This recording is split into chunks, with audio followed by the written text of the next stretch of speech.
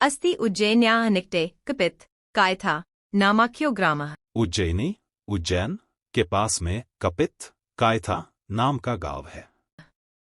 तत्र आदित्योपासका आदित्यदासा नामा कश्चित् विप्रः प्रतिवसति स्म। वहां सूर्य की उपासना भक्ति करने वाला आदित्यदास नाम का कोई ब्राह्मण रहता था। तस्य गृहे वराहमिहिरः नामा बालको जायत। उसके घर में वराहमिहिर नामक बालक पैदा हुआ। वराहमिहिरस्य जन्म 499 नवनवत्यधिक चतुष्शत के ख्रिस्ताब्दे संजातम्। वराहमिहिर का जन्म 499 ईस्वी वर्ष में हुआ। बालकः वराहमिहिरः स्वकीयपित्रा एव ज्योतिषविद्यामध्ये गच्छत्।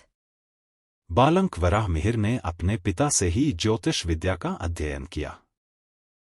ततः सः पाटलिपुत्रनगरं गत्वा प्रसिद्ध खगोलशास्त्रज्ञात आर्यभट्टात् खगोलशास्त्रस्य अध्ययनं कृतवान्।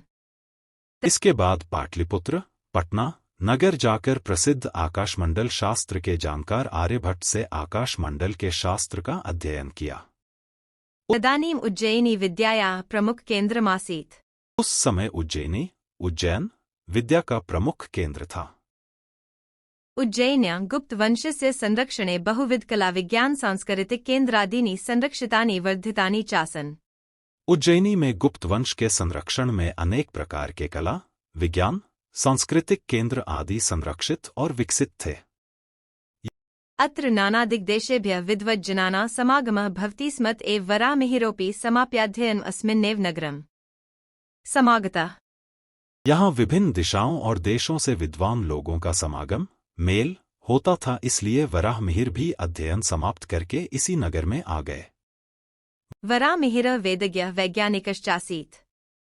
वराहमिहिर वेदों के जानकार और वैज्ञानिक थे।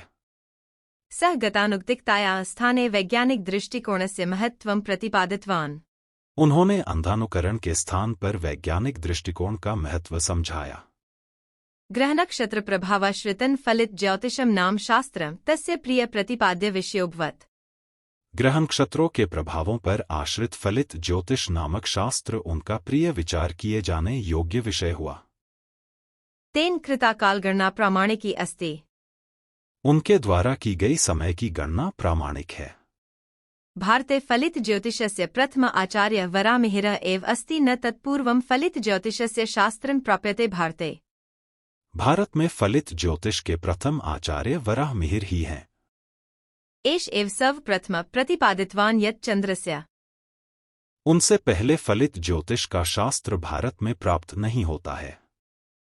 प्रकाशः स्वकीयः नास्ति अपितु स सूर्यस्य प्रकाशेन प्रकाशते। इन्होंने ही सबसे पहले समझाया कि चंद्रमा का प्रकाश अपना नहीं है, बल्कि वह सूर्य के प्रकाश से प्रकाशित होता है। वराहमिहिरेण बृहत् संहिता पंच सिद्धांतिका ग्रंथाः विरचिताः। वराहमिहिर ने बृहत् संहिता बृहत् जातक पंच सिद्धांतिका ग्रंथों की रचना की।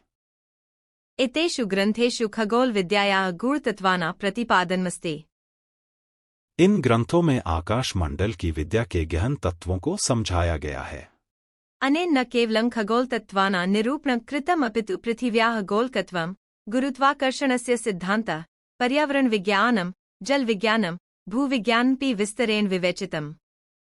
इससे न केवल आकाश मंडल के तत्वों की खोज की, बल्कि पृथ्वी के गोल होने, गुरुत्वाकर्षण का सिद्धांत, पर्यावरण विज्ञान, जल विज्ञान, भूविज्ञान का भी विस्तार से वर्णन किया है।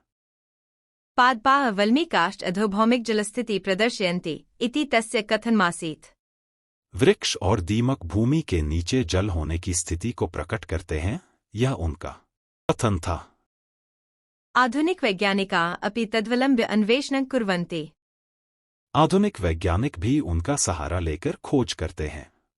नाना देशेषु परिभ्रमन् स्वकीय ज्ञान दीप्त्या दीप्यमानः 587 ख्रिस्ताब्दे सः दिवंगतः। विभिन्न देशों में घूमते हुए अपने ज्ञान के प्रकाश से प्रकाशित 587 ईस्वी वर्ष में वे स्वर्गवासी हो गए। स्वकीय विस्तृत ज्ञानेन खगोल सदृशं गहन विषयमपि सरलं प्रस्तुतवान्। अपने विस्तृत ज्ञान से आकाश मंडल जैसे गहन विषय को भी सरलता से प्रस्तुत किया। ज्योतिष विद्यामहार्णवं तरतु तस्य ग्रंथाः नौका इव सन्ति। ज्योतिष विद्या के महासागर में तैरने के लिए उनके ग्रंथ नाव के समान हैं। स महान् कालज्ञ आसीत्। वे महान ज्योतिषी थे। ज्योतिर्विद्यायां तु वराहमिहिरः तिमिरनाशकः सूर्य इवासीत्। ज्योतिष विद्या में तो वराहमिहिर अंधकार का नाश करने वाले सूर्य के समान थे।